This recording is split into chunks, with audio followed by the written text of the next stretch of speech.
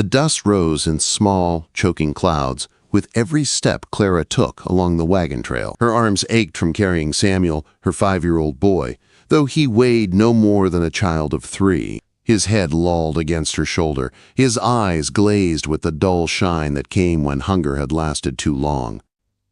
The October sun beat down hard on the Kansas prairie, turning the grass to brittle gold that crackled under her worn boots. She had walked 12 miles since dawn, stopping at every homestead along the way. The answers were always the same. Doors shut before she could finish speaking.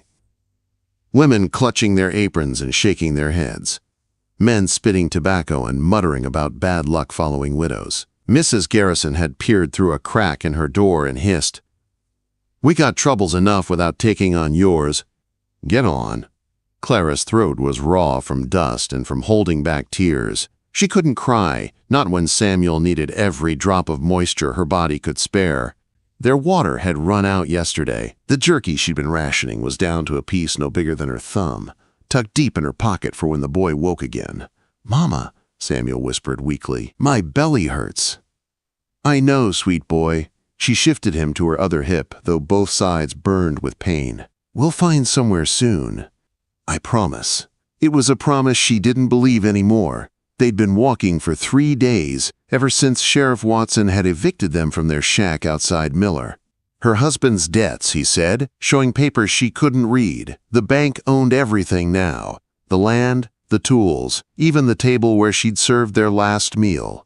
She'd left with what she could carry: one change of clothes for Samuel, her mother's Bible, a knife, and the last scraps of food.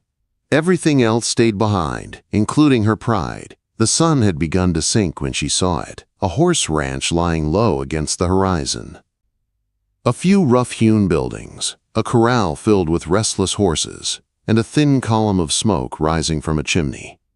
It wasn't much, but desperation stripped away preferences. As she neared the gate, a man stepped out from the barn. He was tall, easily 6 feet, with broad shoulders and the slow, measured movements of someone who wasted nothing. His face was hidden by the shadow of his hat brim, but she saw the dark stubble on his jaw and the scars that crossed his sun-browned forearms. Clara stopped at the gate, swaying slightly. Samuel whimpered in her arms. "Please," she began, her voice cracked and hoarse. "Please, sir, my boy." "He's starving." "I've tried everywhere else. I'm not asking for charity." The man didn't move, didn't speak. He stood with a bridle in one hand, his stillness more unnerving than any threat. Clara rushed on. "I can work. I can cook, clean, mend. I know horses, too. My father raised them before the war. I'm not asking for wages, just—" She swallowed hard. "Just a roof and a bit of food. I'll serve you. 7 years like in the Bible, longer if you want. Just please give my boy shelter." The man set down the bridle with deliberate care.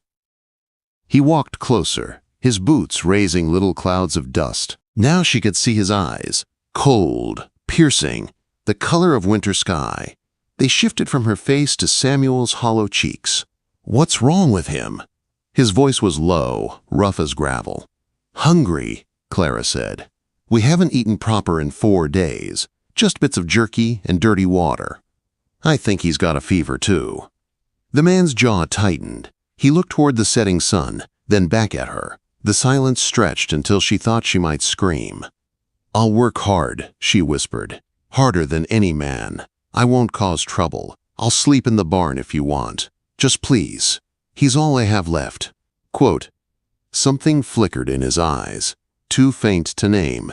Then he turned and walked toward the house, leaving the gate open behind him. Clara stood frozen. Was that an invitation? A test?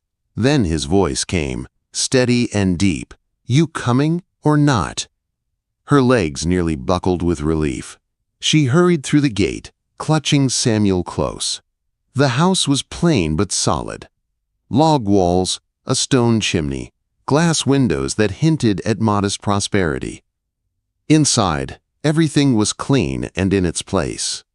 A table, 2 chairs, a rocking chair by the hearth. No sign of a woman, a bachelor's home, or a widower's. "Set him there," the man said, nodding to a buffalo hide by the fireplace. Clara laid Samuel down gently. The boy curled toward the warmth, even though the fire burned low. The man moved about quietly, the scrape of a pot, the splash of water, the clank of iron. Then a bowl appeared before her. "For the boy," he said. Clara took it with trembling hands, dabbing Samuel's lips and forehead. He stirred faintly, eyes fluttering open. "Drink, baby," she whispered. The man returned to the stove. The smell of meat and onions filled the room, making her stomach twist painfully. "There's more water in the pitcher," he said without turning. "Drink some yourself. Won't do 'em any good if you fall over." Clara hesitated. She'd known men who didn't care if the help collapsed, but his tone left no room for argument. She drank slowly, the cool water tasting like salvation. When he brought the food, he gave Samuel a small plate. "Boy gets the smaller one," he said. "Too much too fast'll make him sick." Then he pushed the full plate toward her. "You eat the rest." "I can't." "You can," he interrupted. "That's what mothers do." Her eyes blurred. She fed Samuel first, tiny pieces at a time, until he drifted off to sleep. She finished her plate only because he told her to. When she looked up, the man was spreading blankets near the fire. "He can sleep here tonight," he said. "You can take the cot in the back room." "Thank you," she whispered. "I meant what I said about working. I'll earn our place." He straightened. "What's your name?"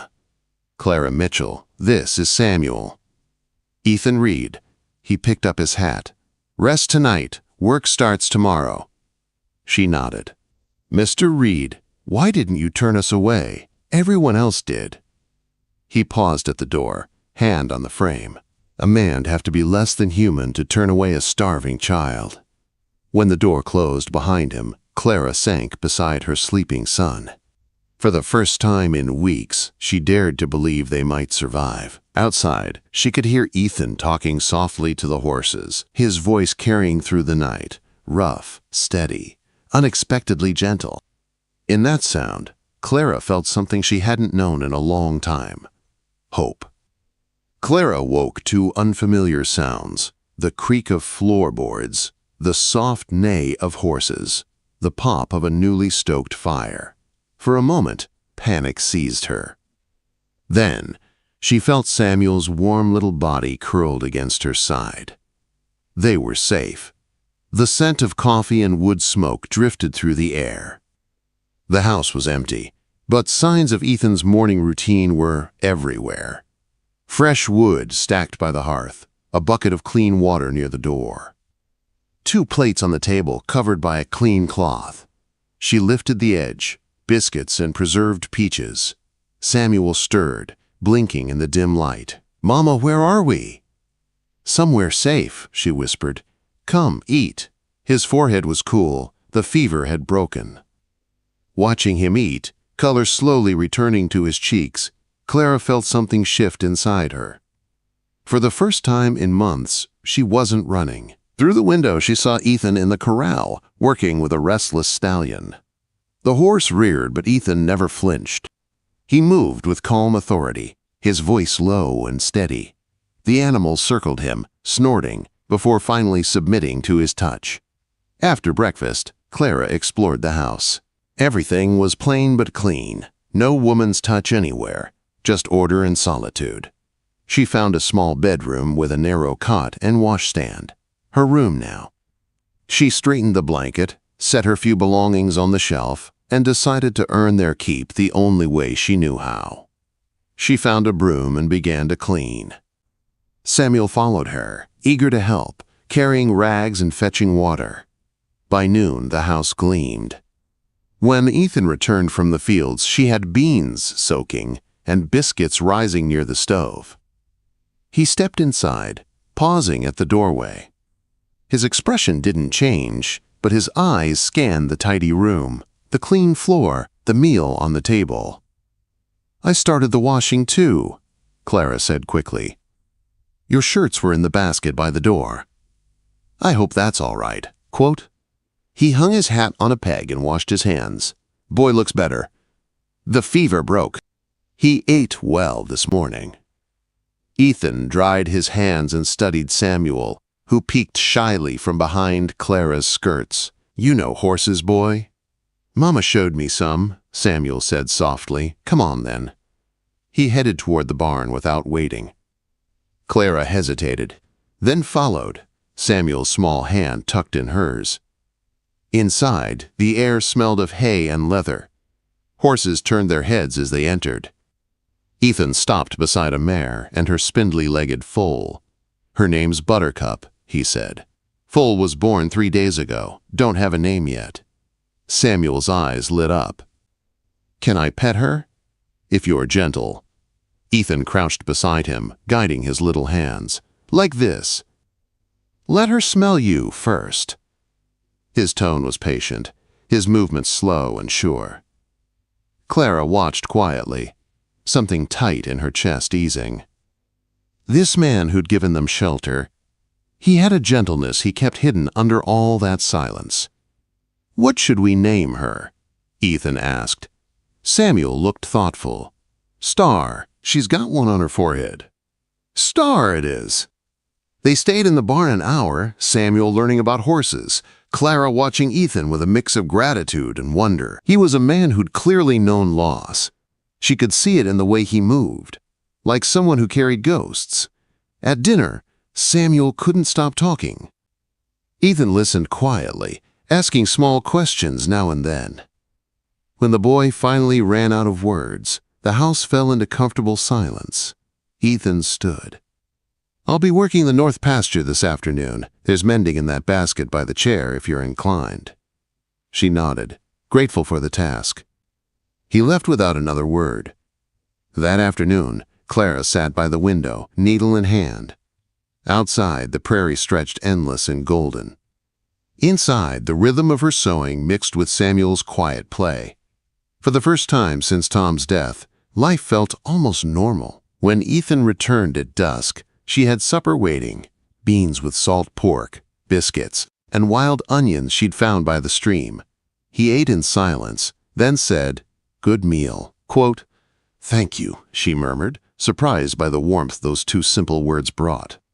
After supper, Samuel asked, "Mr. Reed, why do you live all alone?" Clara's face flushed. "Samuel, that's not polite." Ethan set his fork down. "It's all right." He looked at the boy. "Been alone a long time. Got used to it." "Don't you get lonely?" "Sometimes," he admitted. "That's why I keep horses. They're better company than people." Samuel giggled. "Mama says the same about chickens." Ethan's mouth twitched, a ghost of a smile. "Then she's a wise woman." Later, Clara insisted on washing up alone. "You've worked all day. Please rest." Ethan didn't argue. He sat in the rocking chair, knife in hand, carving a small piece of wood. The soft scrape of the blade filled the quiet room. Samuel crept closer, fascinated. "What are you making?" "Don't know yet. Wood usually tells me." Clara worked at the stove, listening to their low voices, something about the sound. Her child's curiosity and the rancher's patient replies wrapped around her like a blanket. When Samuel finally began to yawn, she scooped him up. "Time for bed, sweet boy." "Can I see Star tomorrow?" he asked sleepily. "If Mr. Reed says it's all right."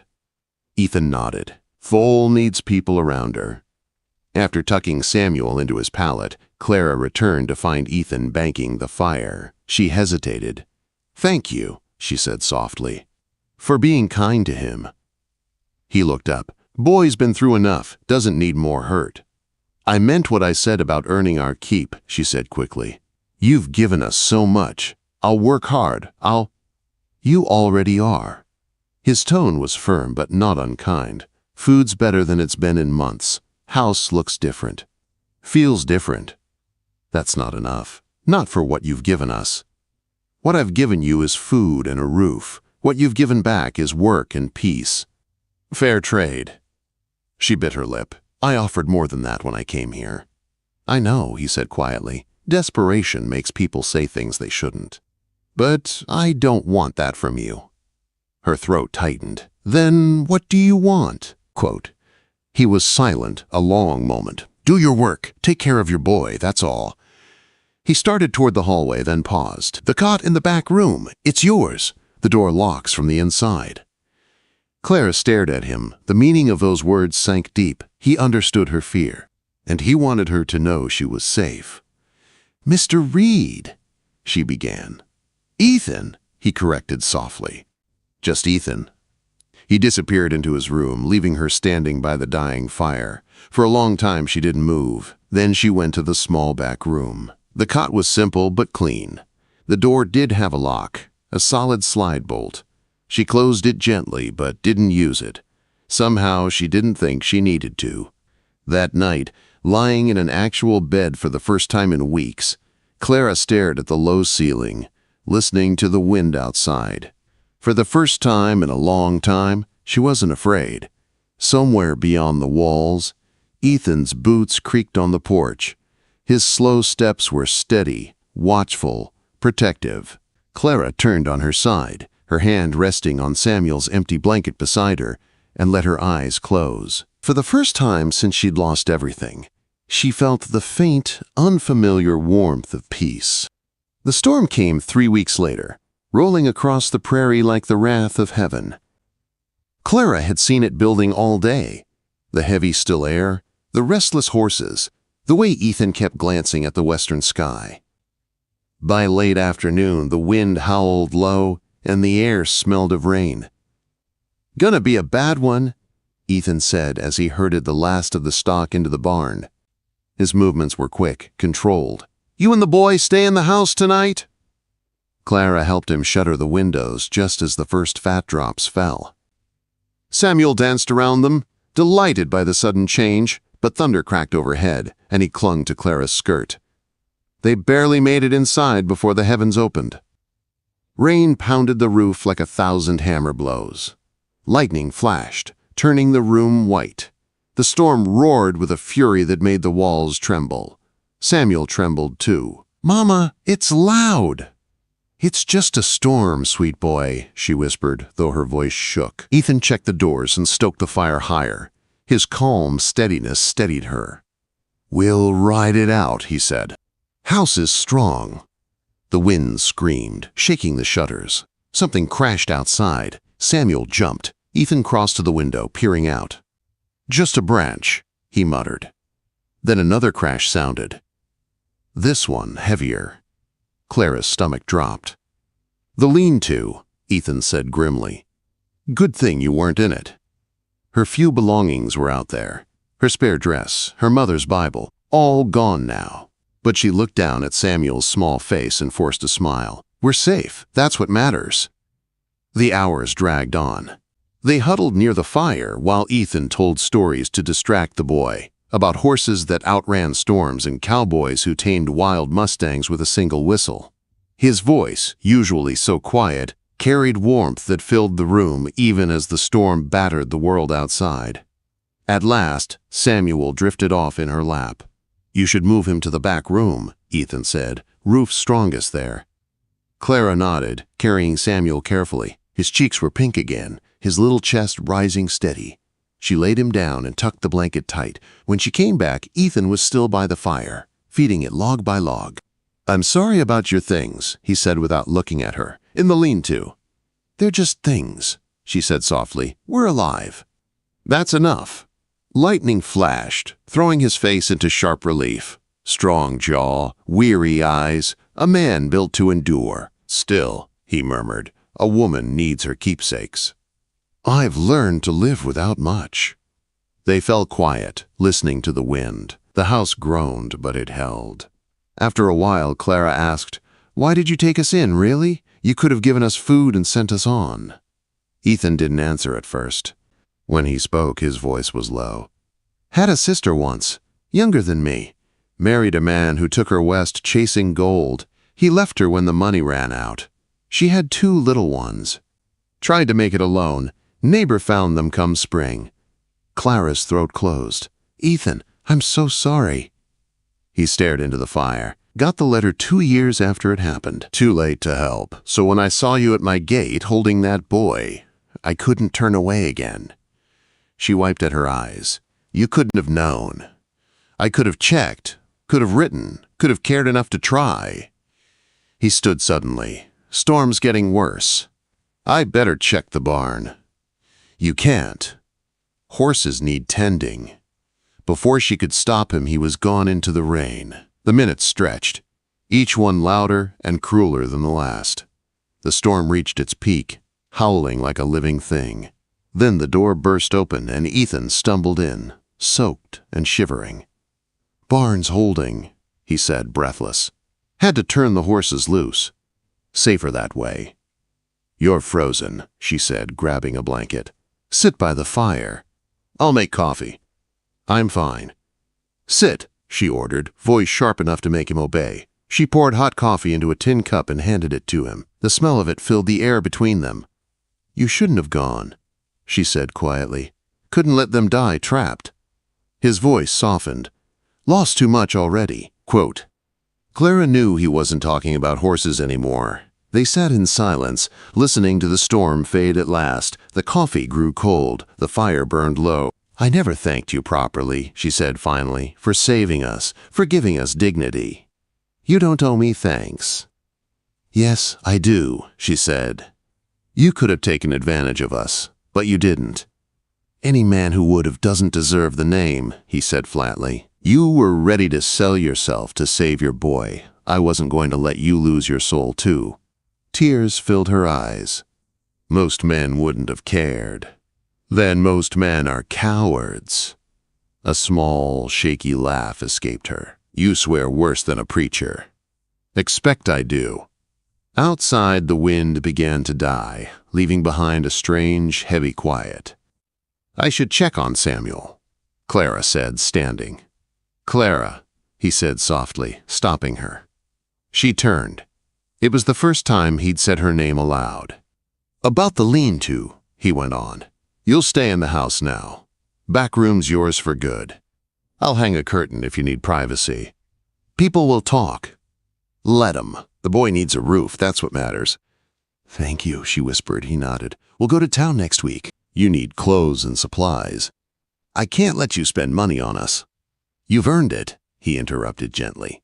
"Don't argue." A small cry from the back room sent her hurrying away. Samuel was half awake, frightened by the thunder's echo. She gathered him close, murmuring comfort until he relaxed again. When she looked up, Ethan was standing in the doorway, watching quietly. "Is Mr. Ethan safe too?" Samuel mumbled. "Yes, sweet boy," Clara whispered. "We're all safe."